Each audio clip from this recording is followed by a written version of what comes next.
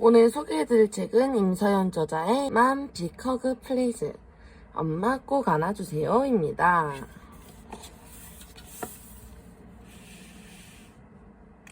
저자 임서연. 인천에서 성장했습니다.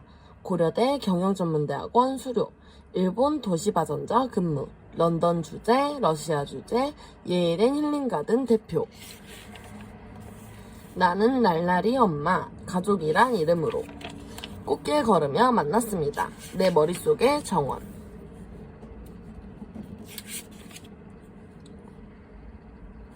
(50세가) 되니 비로소 평안하다. 나는 내 삶이 두 번째로 꽃피우는 시간을 즐겼다.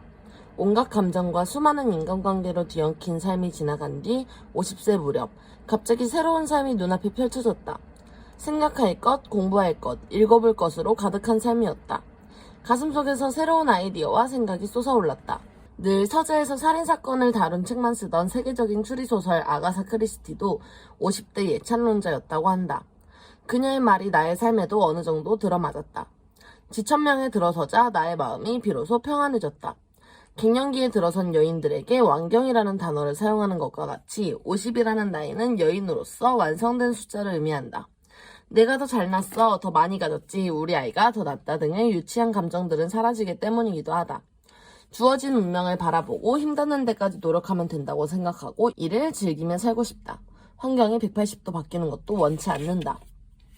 고 박완서 선생님은 나이가 들면 삶이 주는 평안함을 누릴 수 있다고 말했다.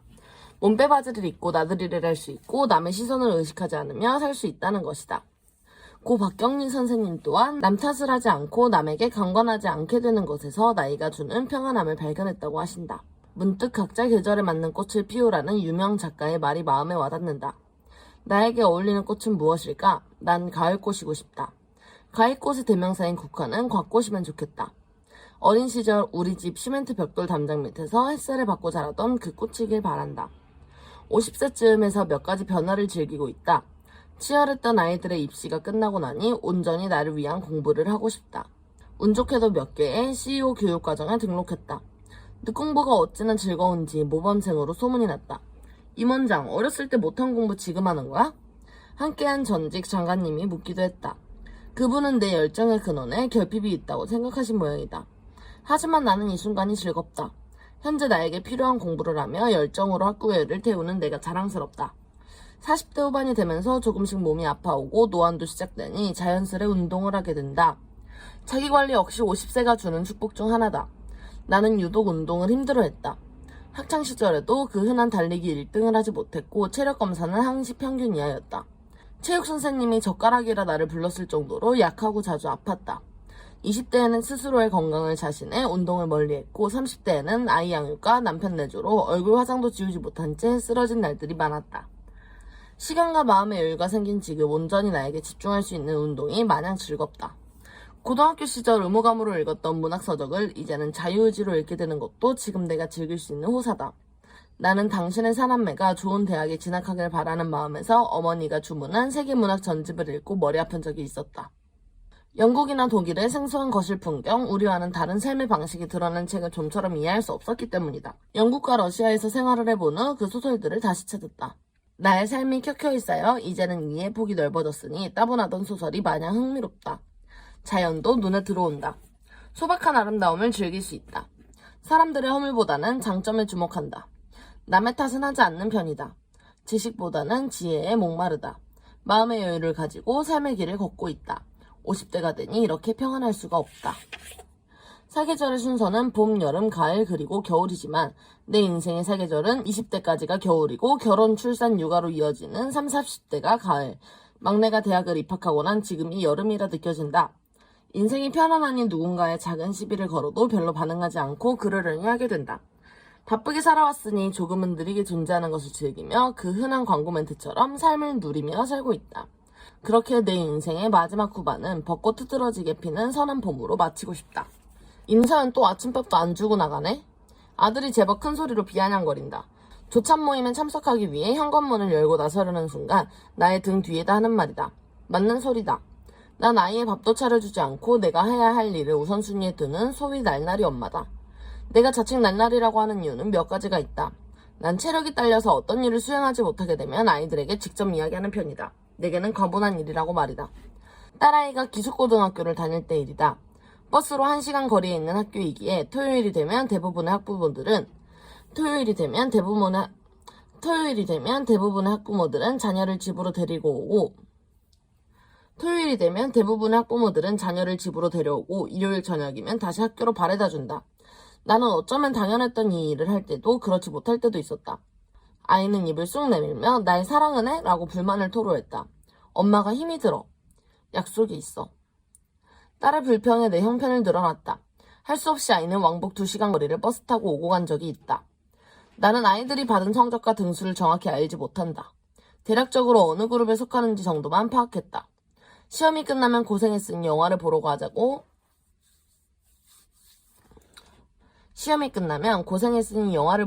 건의를 했다. 나중에 아이의 담임선생님께 전해 들은 이야기지만 딸아이는 내가 자기를 향해 내민 한 발의 관심이 좋았댄다. 그러니까 엄마가 자신에게 한 발만 들여놓아준 것이 고마웠다고 했다. 한 번은 3년간 남편과 아이들이 러시아 블라디보스토크에 머문 적이 있었다. 남편의 회사 일로 인해 아이들까지 러시아 학교를 다니게 된 것인데 나는 그들과 함께하지 않았다. 처음부터 러시아에 가지 않겠노라 계획한 것은 아니었지만 여하튼 결과는 그랬다. 남편이 3개월 먼저 러시아로 떠난 후 나는 아이들을 데리고 블라디보스토크가 살만한 곳인지 탐색하기 위해 현지에 머물렀다. 머물렀던 2주간의 시간 동안 살기 어렵다는 느낌이 강하게 일었다.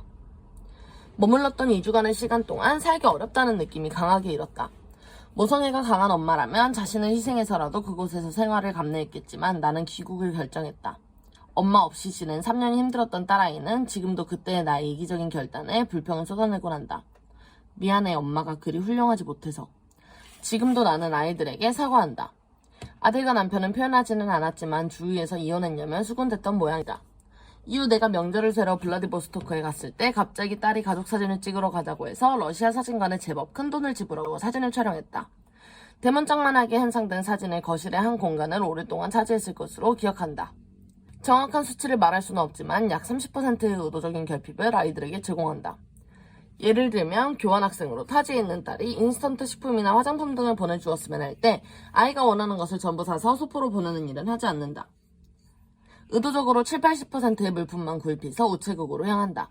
나 역시 런던에 약 5년간 머물렀을 때 한국에서 소포가 도착하면 그때만 잠깐 고마움을 느꼈던 기억이 있다. 딸을 생각하며 준비하는 엄마의 마음은 곧 잊어버리기 일쑤이고 목록이 없는 것을 받았을 때는 쓸데없는 것을 보낸다는 생각도 들었다. 난 넘치는 것은 모자란만 못하다는 과유불급을 아이들에게 적용하는 편이다. 물질적으로 풍족하지 않게 자랐던 나는 결핍이 주는 겸손과 부족함을 스스로 메워나가는 단계적 성취감의 기쁨을 누구보다 잘 알고 있다. 아이들도 내가 걸어온 이 계단을 오르길 바란다. 의도적으로 하는 일이 또 있다. 아이들에게는 나의 생일만큼은 꼭 챙겨받는다. 2년 전에는 엄마에게 감사한 것 50가지를 써서 생일을 읽어주면 좋겠다고 아들아이에게 말했다. 임서연이 이제 마녀짓을 한다며 아들이 투정을 부린다. 하지만 정작 내 생일에는 자신이 써내려간 글을 읽으며 웃다가 이내 두 눈에 눈물이 반짝인다. 아이들이 모스크바에 머물렀을 때 딸이 한국 꽃집에 연락을 했고 생일 당일 꽃을 받을 수 있도록 성의를 보였다. 반면 아들은 케이크 모양의 이모티콘을 보낸 것이 전부였다. 겨울방학을 가족과 함께 보내기 위해 귀국한 아들에게 장을 보러 가자고 했다. 그리고는 중저가 화장품 가게 앞에 서서 말했다. 엄마는 산호빛 컬러의 립스틱을 좋아하고 작년에 받지 못한 생일 선물로 받고 싶어. 아들은 마지못해 가게에 들어섰다. 이웃고 친구를 만난다기에 순회역 근처로 바래다주는 길에 차를 문구점 앞에 세우고 다시 말했다. 생일 카드도 꼭 받고 싶어. 이내 아들이 작은 카드에 그 립스틱을 줄줄 말아 다정하지 않은 목소리로 말했다. 엄마 생일 축하해요. 카드 내용은 엄마 생일 축하해요 라는 다소 진부한 내용에 나를 놀리려는 잠인지 금이간 하트가 그려져 있다. 조금 치사하지만 그래도 의도적으로 엄마의 생일이나 기념일을 축하받고 싶다고 이야기한다. 아이들이 아주 어릴 적부터 난 아이들의 몸의 소유권을 주장해놨다. 너희들 몸에서 반은 엄마 거야 하며 아이들 몸 2분의 1을 내 것으로 정해두었다. 아이들은 사회에서도 인정해주는 성인이 되었다며 어이없는 듯 바라보지만 꿋꿋하게 내 것임을 주장한다. 자신의 소유이자 부모의 소유이기에 함부로 사용하지 말라는 암묵적인 메시지가 담겨있다. 첫 월급 100만 원은 엄마한테 주는 거야.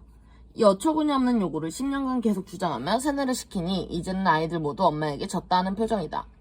딸아이는 마지못해 다짐했다가 취직의 문턱에서 본인이 원하는 곳에 취업을 해도 월급이 200만 원 조금 넘는다는 것을 알고 난 후에는 걱정스러운 얼굴로 엄마에게 묻는다. 엄마에게 100만 원을 주면 난 어떻게 저축하고 언제 결혼하지? 하지만 나도 지지 않는다. 엄마는 꼭 받고 싶다고. 초등학생 때 이 요구를 들은 아들은 왜냐고 되물었다. 엄마가 너희를 키웠고 앞으로도 키울 거니까. 라는 나의 대답에 그렇게 큰 돈은 줄 수 없다며 강하게 부정했다. 이후 중학생이 된 아들은 줄 수 없고 엄마가 찾아오면 먼 나라로 도망가겠노라 엄포를 놓았다. 그래도 매월 받고 싶다고 어필하니 심지어 소송을 해서라도 줄 수 없댄다. 아들이 속상하게 한 날이면 그럼 넌 110만 원을 더 줘야 하고 누나는 90만 원으로 할 거야.